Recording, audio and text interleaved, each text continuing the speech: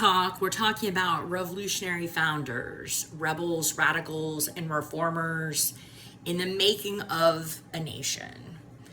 The first story in this book is about a man named Ebenezer Mackintosh. There's a little history of him written by Alfred F. Young. Now, Mackintosh was a shoemaker, which back in the 1700s was not a very prestigious job. But that wasn't all that Ebenezer Mackintosh was. He also was the firefighter. In fact, he was the head of his firefighting company on the South End. So back then, what you would do if there was a fire in the city like Boston, where the story takes place, is that you would try to tear the house down to keep the fire from spreading. Like collapse the house in on itself so that the fire smushes out. Well, this required a lot of teamwork and it was very dangerous. So there was a kind of prestige that guys who were firefighters did enjoy. And this was not just in the colonies. This was in Asia, this was in Turkey, this was throughout the world, Japan even. Firefighters were just like local badasses. And they had a bit of esteem in the community. So I told you before about how there was this tree in Boston and they called it the Liberty Tree. It was an elm tree. And how they would have meetings underneath the tree, because the tree was enormous, right? So when they would have town meetings, the rich people would all go to the town meeting house, and then the poor people would all meet out in front of the tree. There was a time during the Revolution where the town meeting house was opened up and the poor people were allowed in there. But for the most part, they weren't. In order to vote in Boston, you had to be a property owner. So what ways were there for people who were not property owners to participate in politics, let alone a revolution?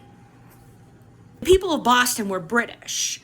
So one of the holidays that they celebrated was Guy Fawkes Day, which they called Pope's Day, which is a holiday that most Americans only know about from the movie V.'s Vendetta. We don't care about it at all.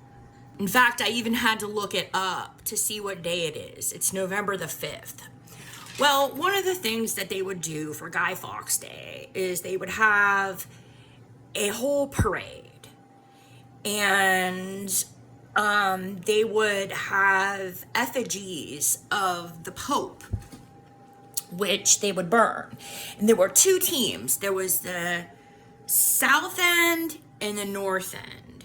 And Ebenezer Mackintosh was the leader of the South End parade, right? So in cities like New Orleans, cities where there is a public pageant of a parade, you'll have companies that march in the parade.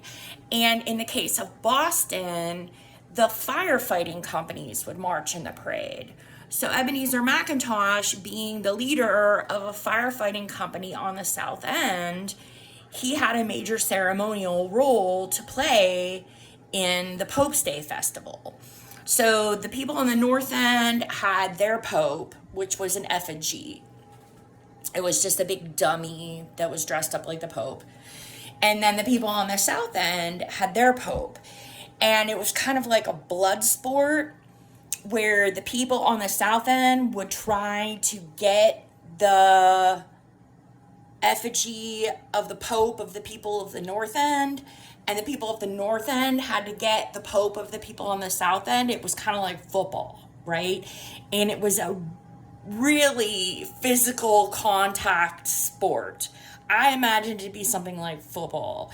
They said that In 1764, the leader of the North End was knocked unconscious for days over the battle over these Pope effigies.